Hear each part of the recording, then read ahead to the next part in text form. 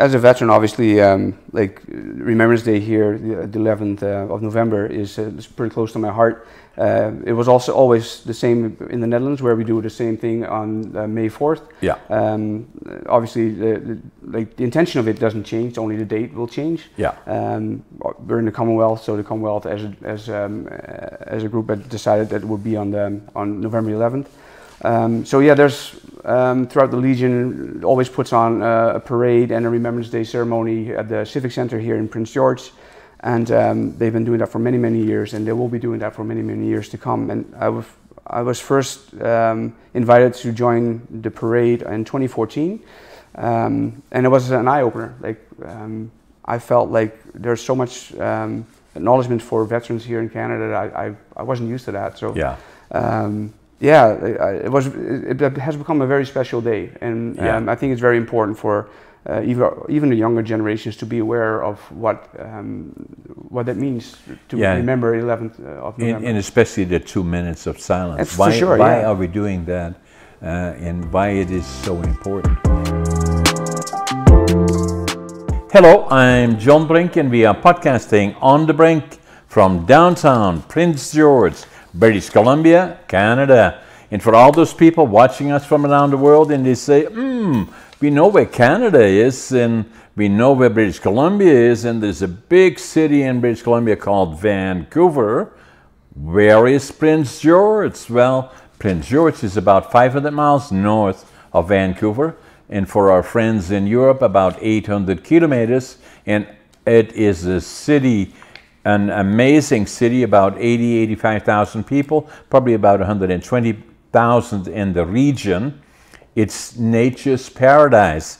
We have beautiful trees here. We have black bears, grizzlies, caribou, you name it, deer and moose, and you name it. We have them all here, living in harmony with nature. We always want to make sure that those people are watching don't tell too many people about it, otherwise they all want to come here. I'm just kidding. Today, a very special guest. His name is Derk Grooten, and Derk is a friend. I've known him for many years, and Derk is a Prince George resident, a military veteran from originally Holland. He works in the as a radiation therapist in the BC Cancer Agency for the North here in Prince George. Derk is also very involved with the fundraisers for the Cancer Clinic and on the Whelan Warriors, and he's going to tell us all about that and advocates the benefits of living in Northern British Columbia. So, Derk, yes, tell us about your time in Holland. You kind of grew up there, yep, and then you spent time in the military. Mm-hmm. And so tell us where you were born. And so I was born in a town called Veendam. Okay. And then pretty soon after I moved to Heiligerlee, which is just a stone throw away from where you were growing up in Winschoten. Yeah. So I spent there like 17 years of my life, and then when I was 17 I enlisted in the military, and I spent 5.5 years there. Now what was interesting about that, because I did the same, but I was drafted into the military, mm-hmm, in the Air Force actually. Right. You know, so when I was 18, for about 2 years, that was common then, you would be drafted. That was not the case anymore. No. When you were there. They just got rid of the mandatory draft like 2 months before I signed the contract. So yeah, they went to contracts, what they call beroepsbepaalde tijd, which is like just a contract for like 2.5 to 3 years. Okay. So initially I signed a 2.5-year contract in the infantry, and I did my training in the Netherlands, and then I was sent abroad to Zeedorf in Germany, and that's where I spent most of my time during my military career. Yeah. Yeah. So and after the 2.5 years was over, I signed another 3-year contract in a different position, and then but I still was in Germany. That's where I was stationed. Yeah. And did you do training as well during the time that you were in the military? Yeah. Well, I think the military is in the present days, it's just consistent of constantly training for events that may or may not happen. Yeah. When I was 18, we were trained up to go to have a tour in Bosnia. There was a military conflict there, obviously, like a civil war, and the NATO decided that they had to send troops there to keep those fighting parties apart. I was sent out there with the I-41, and I spent initially 6 months in Bosnia. And then when we came back, obviously you have like a little bit of respite, and then I think about almost a year and a half later, I went on for my second tour in Bosnia into a different location, but with the same mandate, although it was more patrolling than enforcing. Yeah, and so how long were you there then? The first time you were there 6 months? And the second time as well. Yeah. 6 months, yeah? So in total I spent a year in Bosnia. And then where did you go from there? Did you then go back to Germany or to Holland? Yeah, no, when I came back from my second tour, I still had like 2 years left on my contract, so and that was definitely in Germany. Okay. So then you go to your normal routine where you just train and go to school, like you have like courses that you have to go through. Right. And then that's kind of how they keep you up to date on the for situations that may or may not happen. Yeah, that's typical military. Oh yeah, right? For sure. Yeah, so you spend like I think in a month's time you probably spend like 2 weeks somewhere out in the field, and then the other 2 weeks are maintenance and schooling. Yeah. So what did you do in terms of education when you decided? A lot of people, you could have gone longer if you wanted to, but you made the choice to say, okay, that's enough of this, likely, and then you decided to do what? So halfway through my contract, I met my current wife, Rianne. Yeah. And she was with me during my second tour, and when I was up for renewal of my contract, we were looking at what is that unit going to do in the future, and we were already slated for another tour. And Rianne said, I'm not sure if I can manage that to go without you for another tour. So then I decided, well, you're more important to me than my career in the military. So I didn't renew my contract, and I looked for a job in the civilian world, as we call it in the military, and I found a job in a liquor store, where within a year and a half, I became a manager. And I did that for quite a few years. Yeah, and that was Mitra? Mitra, yeah. Mitra in Holland? Yeah. And they are quite popular? Yeah, a couple of years ago, like the franchise went bankrupt. Yeah. But they had like how can anybody go bankrupt on liquor? Yeah, I don't know, like regulations in the Netherlands. Like, yeah, no, that doesn't work. Lots of taxes, that's for sure. Yeah. But like there was like a small group of people that came together, and they kept the name, and they had like a kind of I don't know how to say that in the business world, but like when you're bankrupt, but then you get a new injection of money, and then you so they go liquidate and then exactly, yeah. Or so they kept make a proposal to creditors. Yeah. And so it still exists, but in a different form. Yeah. Yeah. And they still do sell a lot of liquor. Yeah. So you did a lot of drinking. It was all free. No, it was not free. I'm happy that it was not free. Otherwise, it was way worse.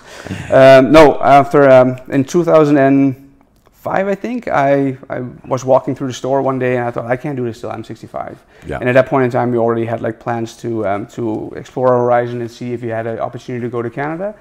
Why Canada? So Canada has been something that's been in our family for like since the 50s. Like one of my great uncles, he moved to Canada in I think 54, if I'm correct.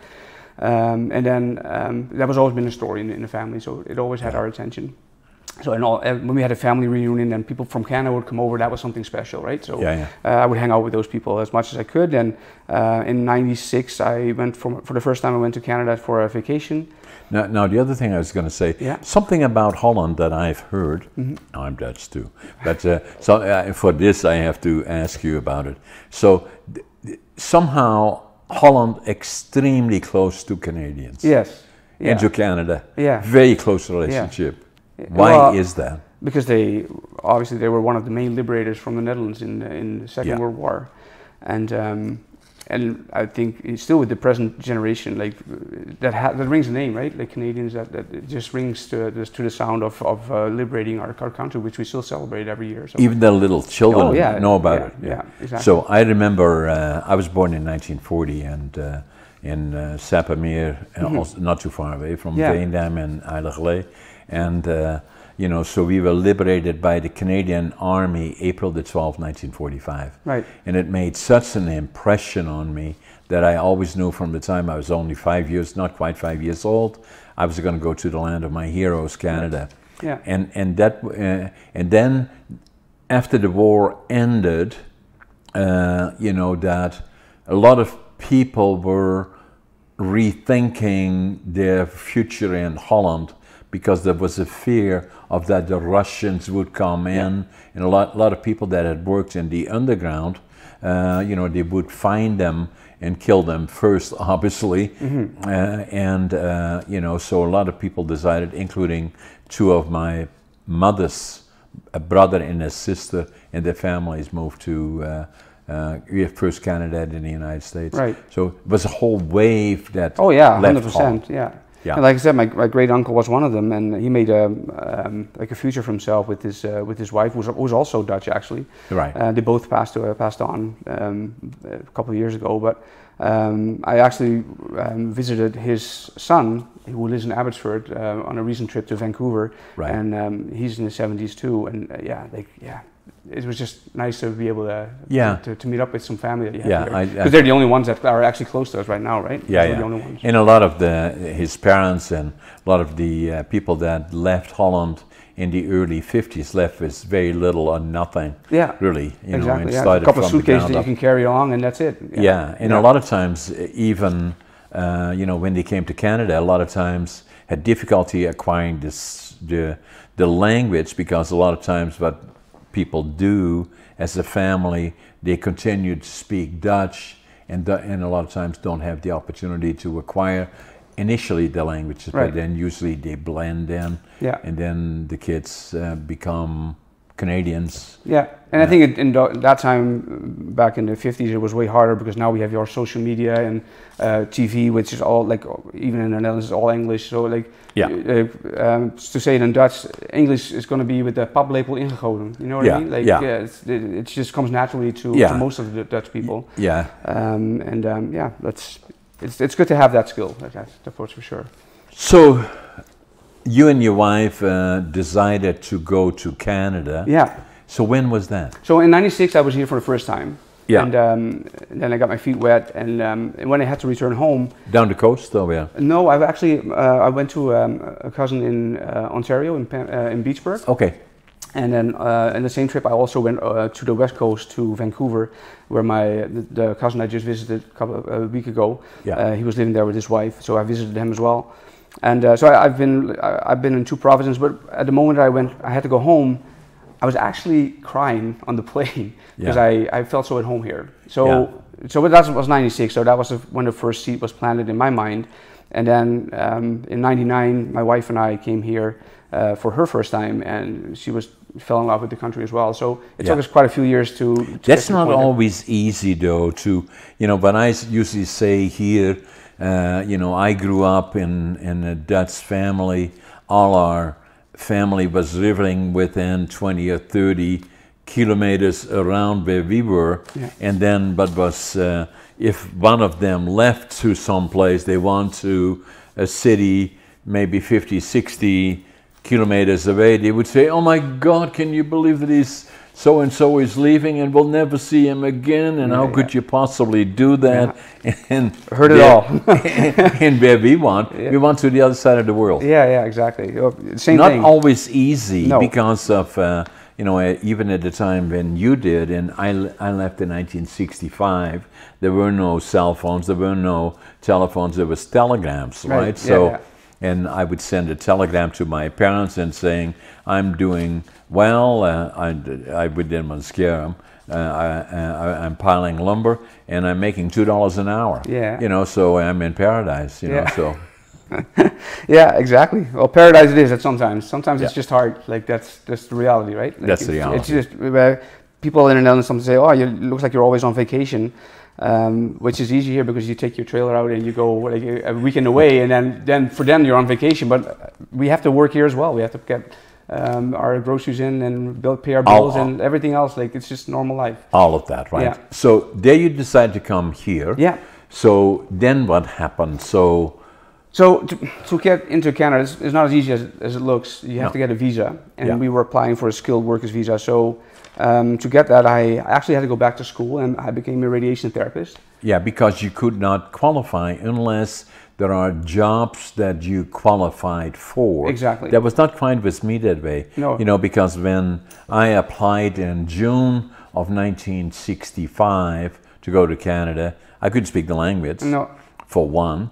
I did not really have a school because my schooling, I failed grade 3 and I failed grade 7 3 times, so I had no diplomas. Right. Other than I worked in the lumber industry in Holland, and so so I didn't want anybody to sponsor me, so I went to the embassy. I hadn't even talked to my parents about it. I was 22 at the time, and so went to Den Haag to the embassy, the Canadian embassy.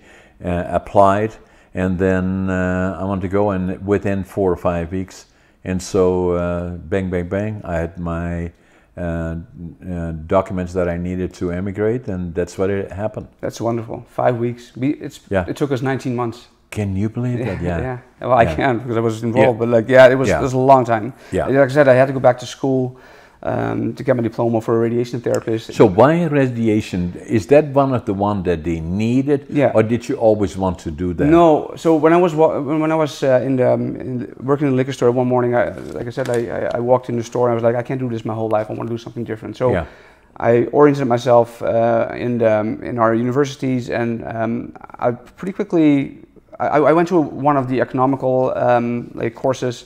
I didn't feel like that was something for me. That was clear to me right away. So, and then I also went to some of the healthcare opportunities that they were offering, and that came more natural to me. So then it was a decision between becoming a registered nurse or a radiation therapist. And eventually, the presentation that the lady gave for radiation therapy, that won me over. So I decided to do that, and I gave it my all. And did you take that course in Holland? Yeah. Yeah. It was a 4-year university course. 4 years, yeah.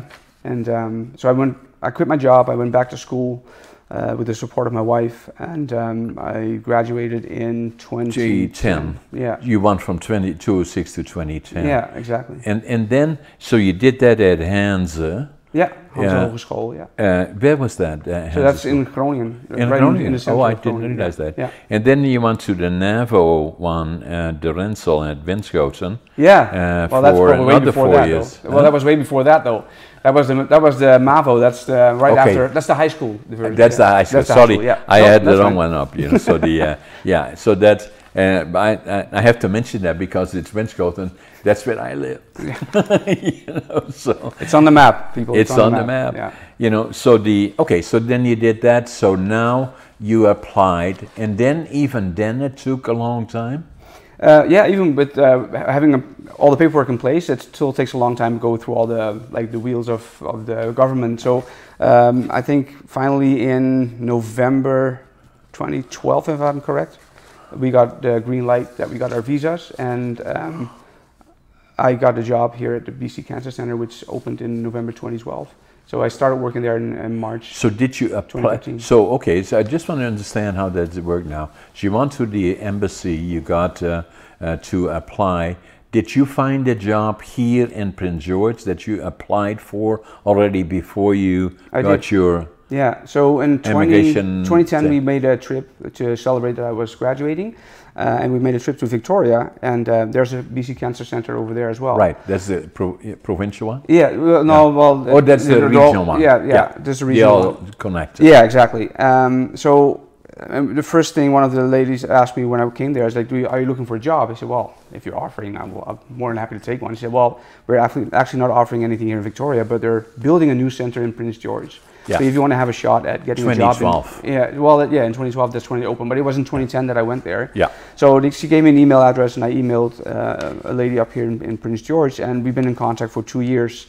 And as soon as I got our visa, I got in contact with her again, and she offered me a position here in Prince George because they want to get some experience in here as well. Yeah, so now in Prince George, you know, that again for people that are watching us, that Prince George, when I came here in 1965, I was 23 years old. Prince George was a boom town. A very common question would be, when did you get here and when are you leaving? Because most people came here to make money and then they leave again because it was not lots of bars and lots of, it's a boom town. Right. It has changed. Now I've been here virtually 60 years and the city has now become an amazing place to live, in particular for families. We have now colleges, one of the best ones for northern British Columbia. It's really the capital, really, of northern BC. Yeah. You know, and you know, and northern BC is big. Again, for the fellows from Europe watching us, what I said at the introduction, if you know where British Columbia is, then you know where Vancouver is at the border with the United States. We are 500 miles north or 800 kilometers north from Vancouver, which puts us physically in the center of British Columbia, north-south, east-west. You can go another 800 kilometers to the Yukon border. Yeah. So that, and you know, so it's big. And Prince George then is virtually, not officially, but the center for the northern region. So since the time they have schools here, that has changed totally. It's an amazing place to raise people, kids and families. We have a university, which is consistently in the top 5 of the smaller universities in the country, I believe. And has been for a long time. Yeah, exactly. Yeah. You know, and so and I have an honorary degree, actually, a doctorate degree, and I'm very proud of that, actually. You should be. Yeah, because you know, we all collectively worked very hard to get a freestanding university. Right. And it's a battle, you know, for finances with the bigger regions. It is. But since that time, the university has expanded further. It is totally in motion. It added a medical center to it. Yeah. And then the cancer clinic started in, you know, or they started the concept of a cancer clinic here in northern BC in 2010, or before the concept actually, but 2010, and then it started to operate in 2012 when you came here. And now the hospital here that has been here for a long time, I think there are plans for a major overhaul of the hospital. You know, it is now called the Hospital of the Northern, what is the official name? I would not know. Like, the university. I'm not sure what the new name is going to be. No, but the one that we have now, it's the University Hospital of Northern British Columbia. Exactly, yeah. It's tied directly to our university, and then the cancer clinic, you know, and I have a number of companies here. We have been quite involved in supporting the cancer clinic here, and the cancer clinic here is amazing. I've done several tours, as you well know, and some of the things that we are doing in the cancer clinic here have made changes around the world. It has, yeah. Amazing the individuals that are there and doing stuff that is on a world level. Yeah. Yeah, they opened here in November 2012, and I started working here in March 2013 when we moved here a month before that. But it's a state-of-the-art a business that we have here. Is like we have a research facility. We do clinical trials. We can give precision radiation to pretty much any site that cancer can get to, and we can get to that cancer. It's like you said, it's state-of-the-art, and we've been running this now for what is it, almost 12 years now, I think, didn't it? Like, it gets close to 12 years. Yeah, yeah. So we are in a phase that we have to renew some of our machines eventually. So like, there's upgrades coming, and I think one of our radiation oncologists, who is like Dr. Rob Olsen, I think you will know him. Yeah, yeah. He's leading worldwide in some clinical trials that we started up recently. So yeah, there's lots happening here in this smaller town, Prince George, for sure. Yeah. And especially for a small cancer clinic like we have, the people that work there are immensely committed, and some of the best in the world, I believe, and so do many others. So the other part about it is fundraising is always something that we collectively are involved in, but you have been very, very involved in with the Wheeling Warriors of the North, that in particular help with supplying funding for the cancer clinic, and that has been going on for how long? 12 years. I think they're doing the 12th ride this year. Yeah. Karen Pichet is like the founder of the Wheeling Warriors of the North, and they're actually going to ride another Tour de Cures, it's called these days. And she's a friend of both of us. That we know well. She's they're riding the Tour de Cure this weekend, actually next weekend. Okay. And they're riding from Chilliwack I think it's from Vancouver to Hope. Yeah. In 2 stages, and they have done tremendous fundraising over the last 12 years, and I think they raised over $1 million for cancer research here in the North. Like all the funds just for the North. It's just for the North. Yeah. Yeah. So that's a tremendous effort. And how many people are involved there? More and more all the time. Yeah. Like the group of the Wheeling Warriors changes like every year. Like there are some people that are they are involved for 1 year and then they take a step back for the next couple of years. Yeah. Me myself, I've done my last tour in 2018, so I've been away from the team for a bit. But like you keep following them, and the capacity of that team changes somewhere between 40 to 60 to sometimes 70 people that ride for people in the North. Yeah. Yeah, and it takes quite a commitment. Oh, for sure. Yeah. But very, very popular. Yeah. So the other thing that is important to both of us is that so now we are in latter part of August, going to be September here pretty quick, and then before you know it is November. Yeah. And November to us means a lot because Remembrance Day. Yeah. And Remembrance Day in particular relates to the Treaty of Versailles in 2018, the 11th day. 1918. In 1980. Yeah. Sorry. Just correcting. Yeah, but thank you very much. But so the First World War, in the 11th day of the 11th hour of the 11th month in 1918, and that's why we are remembering that the 11th month, the 11th hour, the 11th day, Remembrance Day, and we are active in that in terms of remembering that time.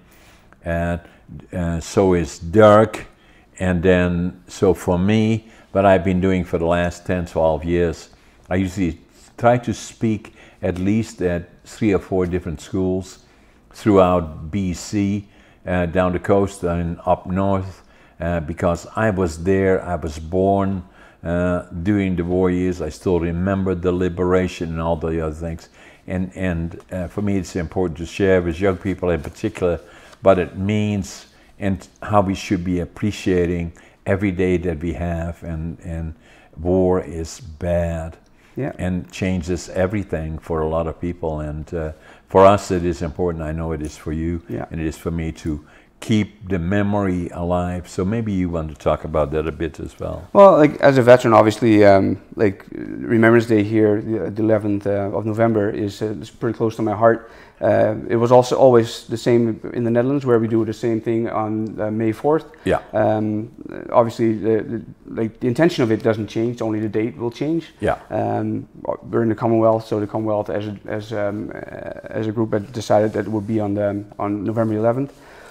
So yeah, there's throughout the Legion always puts on a parade and a Remembrance Day ceremony at the Civic Center here in Prince George, and they've been doing that for many, many years, and they will be doing that for many, many years to come. And I was first invited to join the parade in 2014 And it was an eye opener. Like I felt like there's so much acknowledgement for veterans here in Canada that I wasn't used to that. So Yeah.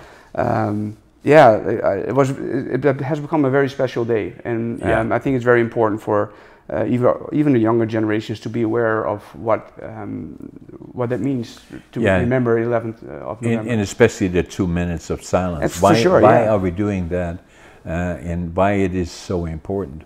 And then, especially if you look back at Holland, you know, like even the younger kids in school, already to them it is important. Yeah, exactly. You know, and that is obviously one of the reasons that there is such close proximity between Canada and the people in Canada and the Dutch. Yeah. You know. Well, I think we're the current generation here in Canada is very fortunate to have never experienced like a war on their own soil, obviously, and let alone somewhere in Europe.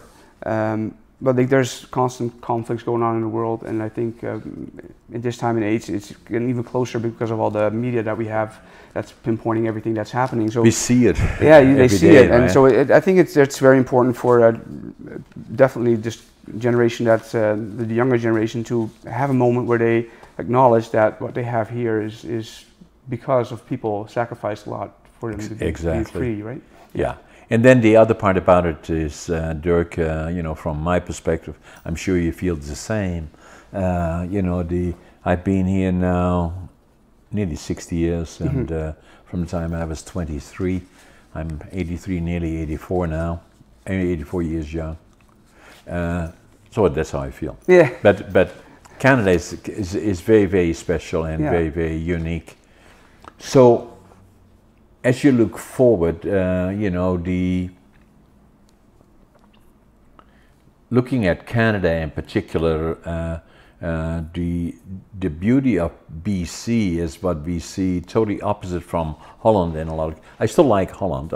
I love Holland. Me too. I still have an apartment there. Oh, yeah. I don't go there as often as I used to be. My parents are gone, but I still have a sister there in Vietnam, actually, you know, so I try to go there every number of years, but I haven't been back since before COVID, when it was more difficult. But you know, I love it here, and you know, and obviously lots of opportunity and all the other kind of things.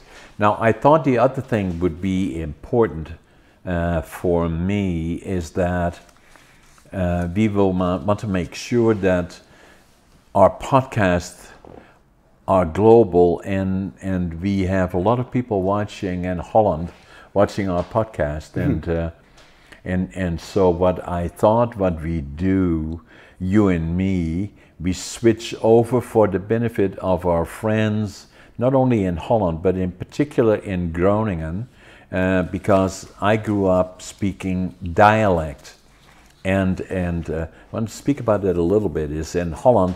Holland not very big, 11 provinces, and the language that most people speak there is High Dutch.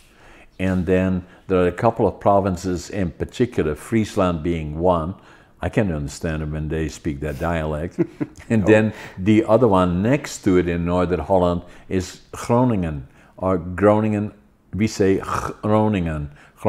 And so Groningen, and the capital city is Groningen.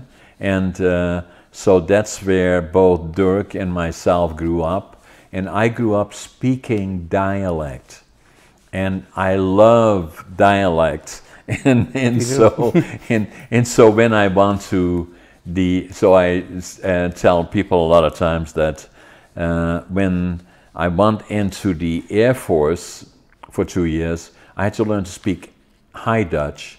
And so that was difficult for me. They would listen to my accent, and they would say, "Oh, he's a farmer. He comes from up Groningen." These are all farmers, and so and then I barely had that part under control. And then I went to Canada, and another language. Now I have to learn to speak English. So that took me quite a while. Well, if you emerge, then it takes longer. So, for the benefit of, if everybody knows thinks, what are they doing now? Well, we're switching over to, just for a few more minutes, for dialect. So, Nou, even over dialect praten. Nu was geboren in Veendam. Ja. En toen, zo oud was dan nog eigenlijk gelegen. Oh, toen ik naar heilige leging, toen was ik pas een paar uur oud. Want toen was ik pas een paar uur oud. Ja. Want mijn moeder is bevallen van mij in Veendam, in Diekenessenhuis was dat, denk ik? Oh ja, Diekenessenhuis, ja. En ze had wat medische complicaties, dus die moest toen nog winschoten. Oh ja, het was een ziekenhuis. Ja, het was een grote ziekenhuis. Ja. Dus een paar uur nadat ik geboren was, zat ik al mijn grootmoeder en mijn pa in de auto, want die kon net midden in de ambulance voor whatever reden. Ja. En dus dan, toen moest ik erachteraan hobbelen en mijn moe in winschoten. En dan, een paar dagen later natuurlijk, dan kwam ik thuis. Ja. En toen was ik een heilige lee. Toen ben ik toen verder opgegroeid. Ja, zo hoe lang was het in Heilige Lee dan? Ging ze naar de Heilige Lee naar school? Ja. Nou, toen ging ze naar de lagere school. Ja. Ja. In de lagere school was kleuterschool en dan hadden ze grade 1, 2, 3, 4, 5, 6. Ja, dat was een klassen. Inmiddels was het al een beetje veranderd naar groepen. Dus de eerste 2 groepen was de kleuterschool, groep 1 en 2. Oké. En dan groep 3 tot en met 8 was dan de basisschool. Oké. En daarna ging ze dan naar de MAVO of naar de LBO of de HAVO. Ja. Net gelijk hoe snugger dat was, zeg maar. Ja, ja. En dan de kon stoffen voor 5 jaar aan de bak. En dan was het klaar. Dat was zeg maar de high school periode. En dan ging ze aan het werk of ging ze doorstuderen aan de Hanse Hogeschool of andere scholen, MEO of iets in die geest. Zo, voor mij, ik zag op derde klas. Dat gebeurt niet voor. En dan ging ik van naar de 6e klas touw en toen ging ik naar een brugklas touw. Ja, dat klopt, ja. En de brugklas, I call it now namelijk grade 7, maar toen zat ik, ben ik 3 keer zaakt en dan zeg ik wel, oké, is genoeg. Het staat je daar niet in, hè?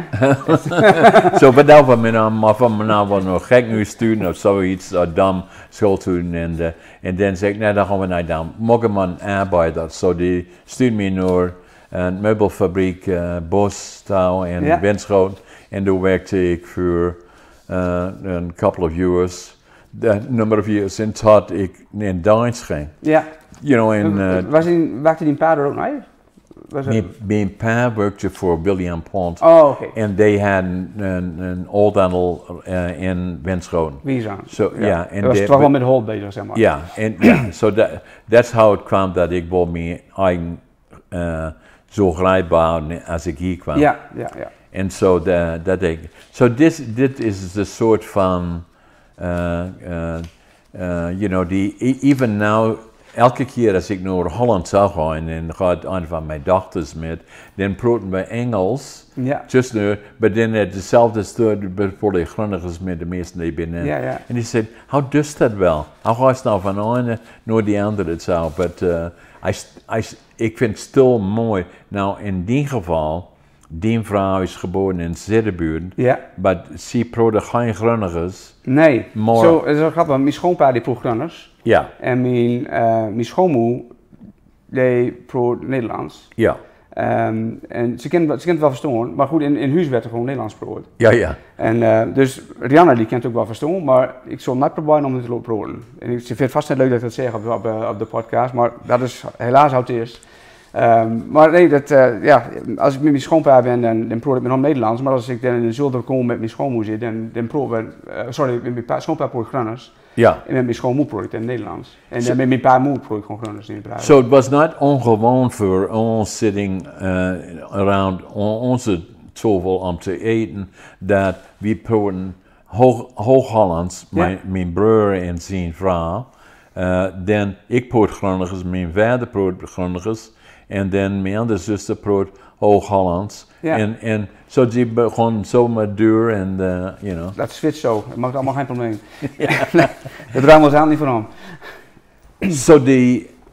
So just switching back to English, what was unique about Holland, Northern Holland in particular, I would say 40% of Holland is below sea level.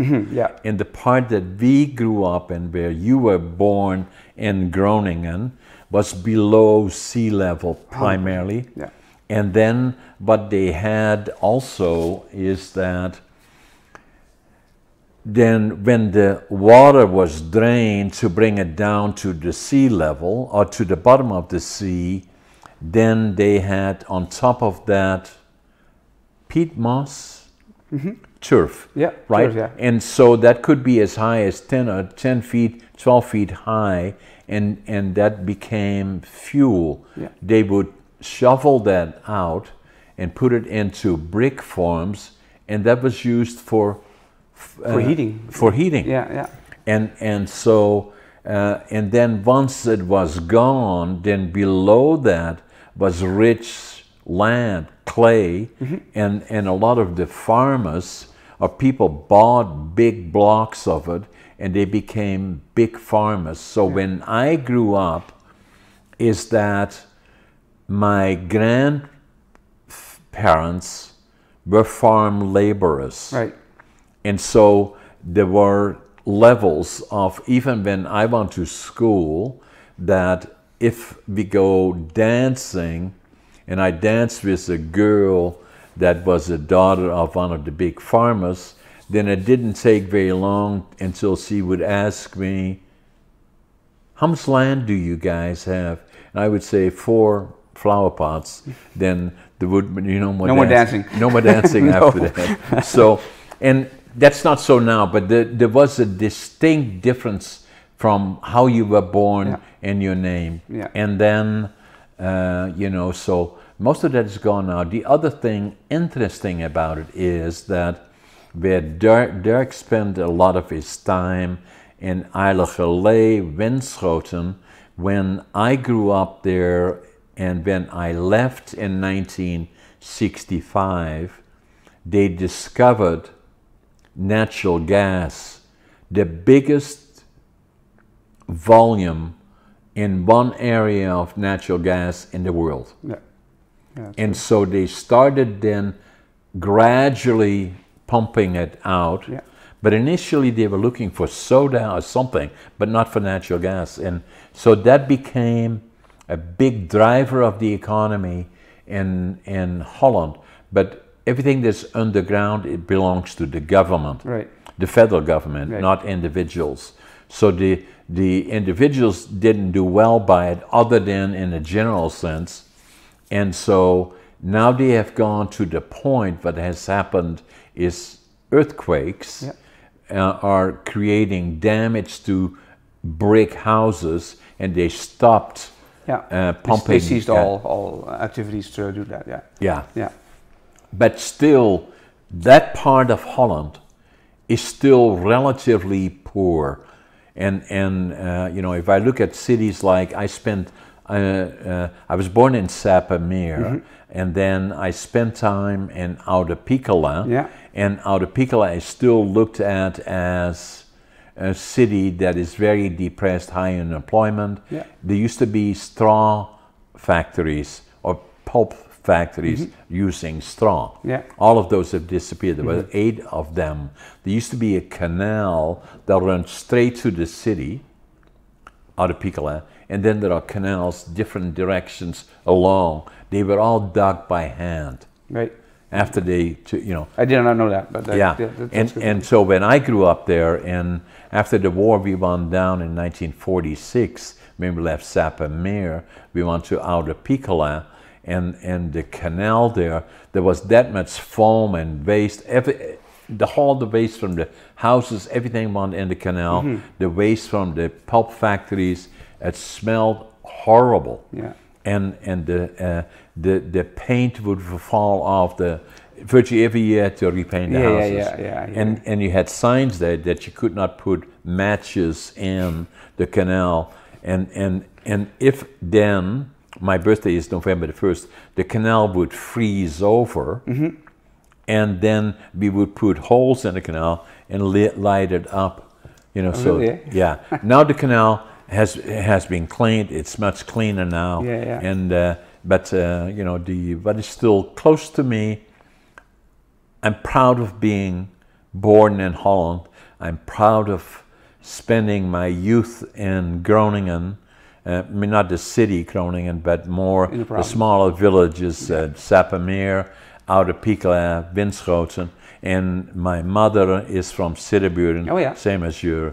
And my dad was born in Noordbroek. Oh, yeah. All of those cities are within 10, 20 miles. Yeah. 20 20 miles, I think, yeah. Yeah, it's all 30 very, kilometers, 30, very 50 close by. kilometers, yeah. So that makes it, very Yeah. unique. Well, it's very thinly populated, and I think that's, you can compare that to here in the north. Like, obviously this is a bigger city, Prince George, but like, if you look at the area that we service here in Prince George, like, it's very thinly populated, obviously. Yeah.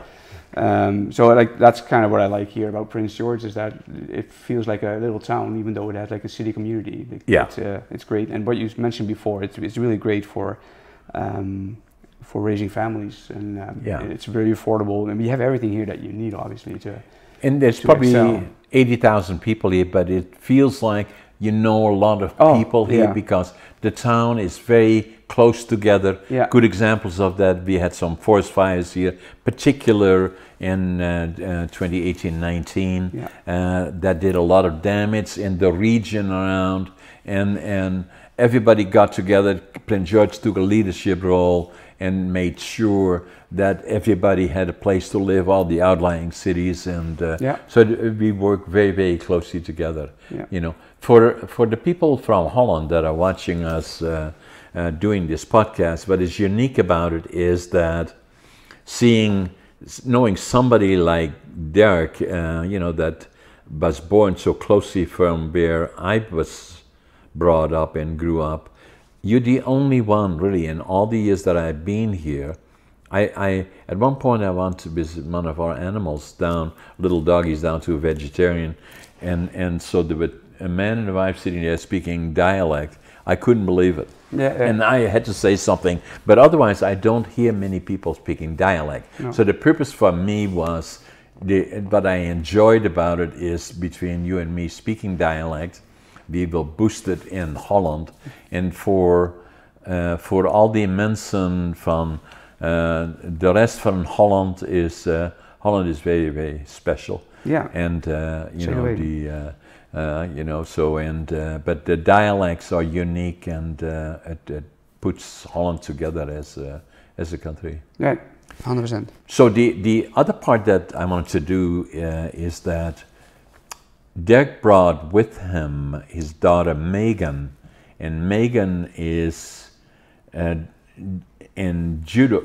Come on, sit with us, Megan. So how are you? I'm good, but I cannot speak dialect. Oh, I was going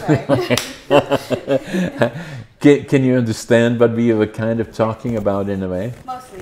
Yeah, mostly. Now now the interesting part, the people in Holland, they say they speak dialect with an accent as well. But it's always amazing how we still can interact in dialect, and true, yeah. And it's unique. So you going still to school, back to on September to school? Yeah, so I do online school. So I've been working through the summer because my plan is to graduate early. So I've been doing some school throughout the summer, and then I'll just start up whenever I can. Okay, so and then what grade are you in, or what class are you in? I'm going into grade 11. Grade 11. Yeah, but and I'll you want to graduate early. Mm-hmm. So and why? Well, I do judo, so I want to graduate early so I can work a little bit, and then eventually the plan is to move to Montreal because the National Training Center is there. Yeah, so you've been very successful in judo, and I know a little bit about it because when I was in Holland, I did judo, and I got to the different levels in judo is, white, yellow, orange, green, brown, and so I got to the brown belt. So you started that quite a while ago, and how many years ago when you first started? Oh, like 2017. 2017.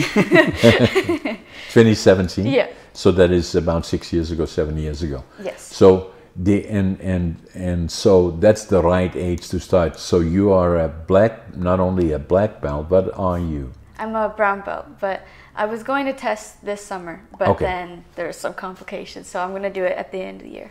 And then December. Have you been competitive? Yes. So you were competing. Where were you the last time competing? I was in Florida. In Florida? Yeah, for Where? the U.S. Open. U.S. Open? Mm-hmm. How did that go? It went well. I had 3 days of competition. Okay. So the first day, my fights were pretty good, but my results were a little... I got a 5th in cadet, and then I fought... Well, that's very impressive in my books. And then I fought the second day, and that was junior. So, and I lost both my matches. So what age, is it age groups they use or weight? How does that work? It goes by weight and age. Okay. So junior is like anywhere from my age and I think 2 years from now. Okay. Yeah, 18. Yeah, 18. Yeah. And then cadet is my age and a year younger. Right. So, and usually I fight senior, which is my age, so like any age. Yeah. But I fought junior this competition because I wanted to fight all 3 days. And then the third day was golden score. So golden score is like any point win. So usually you win a match by scoring an epon, and then you win. Econ is put him down. Epon is like flat on the mat or like tap out. Yeah. Yeah. And then, so for golden score, you can get a wazari, which is like only their shoulder lands on the mat. Yeah, yeah. Or an epon. But if you get a wazari, then you win the match. You win the match. Mm-hmm. So the interesting part that I found about judo is that it's very healthy, very good for your body, and it uses the skills of judo, correct me if I'm wrong, is using the power of the opposition. That is true. Yeah, so and there are very skilled sets of movements that you use that are classic, and that you're trying to bring that other individual into a position where you can do that, right? Yeah, that is true. And then I still remember when I was in Holland, Derek, you probably do too, we had a fellow by the name of Keesing. Oh, Anton Keesing. Yeah, you remember him? Yeah. And he was world level, Yeah. which was unique because Japan tended to dominate that's judo, true. and they still do to a certain extent. So why did you go to Florida? Was that an opportunity to compete in different groups?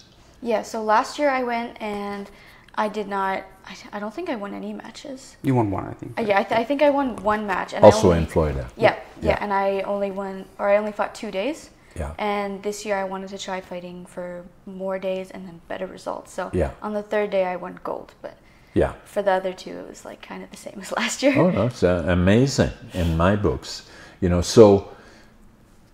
So what are you looking for? So physically very, very important. I always think, and that's what I feel about it, is that I was quite involved in soccer, speed skating, and then judo.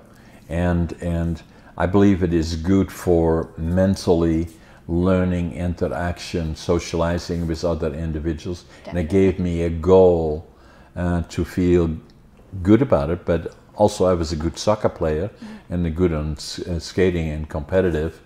So I developed that skill sets of doing something and giving it all that you got. So as you look at judo, how are you a member of the there are a couple of 2 or 3 clubs here in Prince George. Yeah, so there's the Prince George Judo Club. Yeah. There's North Capital, which I don't really know a lot about them, so I can't tell you very much about them. They don't compete very much, I don't think. Okay. And then I'm from Heart Judo Academy.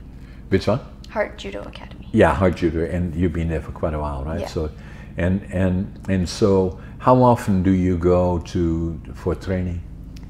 Oh, well, usually when it's not the summertime, I'll train Monday, Wednesday, Friday, Saturday in the evening. That's quite a commitment. Yeah, and then Tuesday, Thursdays I'll go to the gym or I'll go running, and then throughout the day on like Tuesday, Wednesday, Thursday, I'll do technical sessions to work on my technique and whatnot throughout the day. So sometimes twice a day, and then sometimes So just once. you are really, really committed, you know, and so the next step is get your black belt. Yes. And you're very close to that right now. Yes. And then you know, we have amazing trainers here, amazing clubs here, you know, and again, for young people in particular to be active physically, mentally, and competing, very, very good for your career as you go forward. And you would always look back at it. I do, you know, looking back to the time that I was a soccer player, the speed skating, and then judo. Subsequently, even now still, I'm competitive. And for the people watching me, the last book that I'm an author as well, and I just want to show you one book here. I'm showing it also to the people watching us. This is a book, but it says is Living Young, Dying Old. It's a picture of me. I'm competing. You're pretty strong, huh? Not bad, eh? You Not know. bad. So for you know, an 84-year-old guy, and so it says you know, how to thrive in your mid-80s. And the point that I'm making is not so much look at John, how he's a big bodybuilder. It simply gave me a goal to work towards. But the other part that it did is it teaches me discipline in terms of going to the gym. And so my objective is that I started competing in 2017-18, qualified in Northern BC bodybuilding, second in bodybuilding, third in physique, provincial about the same, then qualifying for the nationals and for the Arnolds. And then COVID came, and that stopped everything. And so now I'm training again at 85 for you know, the Arnolds. And so I'm the oldest competitive bodybuilder in North America, and the key to it is that being committed, and no matter what I do, I give it 125%. And it's part of the other part that I do is that, if you wonder what this is, maybe you don't. 2547 is what I had in my pocket when I arrived here. Couldn't speak language, didn't know so, but what I did have is attitude. I avoid negative. Is no matter how tough today is, then I always swear to be a better day tomorrow. And passion, no matter what I do, I always give it 125%. And then work ethic, the harder you work, and then what will follow is success. And I work harder than anybody. When I usually say, I wake up in the morning at 5:30, I always make my bed. Yeah, That's good. and then I always think I'm late. And so then I go to the mill, I usually do 12 hours a day and do all kinds of other things, and I love that. So have I given you any of my books, Derk? I got 3 of them. Okay. Not your latest one. I'm going to give you a copy of my books, you know, you know, before you go. And then can I use one moment of your time still? Yeah. So since we're all in the sport world here, and connecting it back to Remembrance Day that we talked about before, as a younger veteran, I was looking for a way to remember Remembrance Day in a more physical way, without taking away from all the ceremonies that we have, where we are participating in throughout the day. So 4 years ago, I came up with the idea to start a 11K Remembrance Day run. Right. And I think the first time that I came up with it was like 3-4 days before November 11th. And I put a note out on Facebook, and 8 people showed up to run with me that night. Yeah. And I'm saying night because it's at 2 a.m. in the morning, and I'll talk a little bit about the significance of that in a moment. But we're going on to our 4th year. The second year we had 16 people, and the year after 32. It has been doubling every year. So I'm hoping this year to greet at least like 60 people at the start finish. The reason why I'm doing it at 2 a.m. in the morning is that obviously we have our ceremonies throughout the day that we want to attend, and I didn't want to take away from that. So I was looking for a time that would also have some significance. And we remember Remembrance Day on the 11th day of the 11th month at the 11th hour, when the armistice came into effect in 1918. But the armistice was signed in Paris, in Versailles. Correct. And they are 9 hours ahead of us. So it was 11 o'clock in Paris. Exactly. Which makes it 2 a.m. in the morning here in Prince George. Correct. So looking for an opportunity to remember in that physical way that I intended, I thought, why don't I start running at 2 a.m. in the morning, an 11-kilometer run? So we did that in the first year, and like I said, we're going on for our 4th year. So I just wanted to take this opportunity to highlight that and to invite people to join us on November 11th at 2 a.m. in the morning. And it's not a joke; it's actually 2 a.m. in the morning. And who do they contact? Sorry. How do people that? They can find me on Facebook. I'm pretty easy to find. I think there's only one Derk Grooten in Prince George. Instagram. Sorry. Instagram as well. Thanks, Megan. Yeah, those are the new social media. That's why I have you guys for. I'm there as well. You can contact me through there. And closer to the day, I'll probably put out some more advertising like I usually do. But this is like a worldwide podcast, so. I just wanted to try. Very important. And I had it marked as talking to about that. Anything else that comes to mind, Derk, before we? No, as a parent, obviously, I'm very proud of what Megan has accomplished in her younger years. She's only 16, and she's been very dedicated to her sport. It's not easy at her age to constantly be focused on what she's doing, and I think we as parents are very proud of what she has achieved so far. She's a provincial champion twice over. She won gold at the U.S. Open. I think her next goal will be trying to win gold at the Open Nationals. Hopefully worlds. Hopefully in the worlds, but that's some of the goal. But everything is possible. Everything is possible, and we had some great people that were supporting us and have been helping us out financially, because obviously there's great lot of costs involved. But that's not the main thing. The main thing is that she gets the opportunity, and also her brother, to live their dream and to live their passion, and. I cannot say anything. That we're very proud of you guys for what you guys have accomplished. Yeah, amazing. Anything else, Megan, that comes to your mind? Last time I saw you, I think I was preparing for nationals. Yeah. So that was this past May. Yeah, that was in May. I fought cadet and senior, and the first day I was going for gold, but obviously everyone else is going for gold as well, so it's difficult.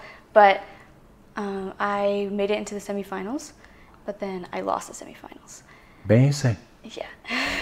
So then I had to fight for bronze, and I didn't win because I couldn't overcome the fact that I lost semifinals. But that's all part of it, because you're still stepping up.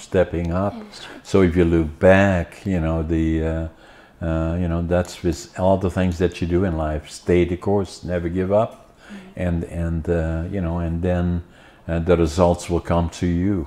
So that's been my experience. So. Yeah, this year was very difficult mentally, mostly. Physically, I had it pretty good, but mentally it was difficult. But this past year, I think I've taken away something more valuable, and that's that I've learned to love the sport without, even with failing and losing all the time. I've learned to love it either way. So. And that's the key, right? So then, and that's the same. This is what I feel. I look at myself. I know so many people that are in their 80s. I go to the gym, and if I go to the gym, I give it 125%. I work harder than anybody, and I have a trainer that I work with, and I have lots of other stuff to do. But it's a priority for me. I have to go to the gym. So I go out of my way to do it, and then sometimes, then I can think of doing something else, but I'm not going to do that. I'm going to stay the course, and I will go to, the Arnold's in Ohio, and I've been contacting Arnold, and if you know him or you know somebody else that knows him, and for those people watching us, if you see Arnold, tell him I'll be back. Guys, thank you so much. Derk, appreciate it. Fantastic. I'm going to give you a hug. Oh, yeah. Nice. Thank you. And then I'm going to sign some books for you. So. Okay, perfect. Thanks, guys, for being on our podcast. And for all those people watching our podcast around the world, in particular in Holland and Groningen, subscribe to our podcast. It encourages us to do more interesting podcasts. Share it with others, like it and comment on it. Podcasting is the new media in the world. It's only in its infancy, and we will be very, very active. Again, thanks guys for having you. Thank you. And very much appreciate it.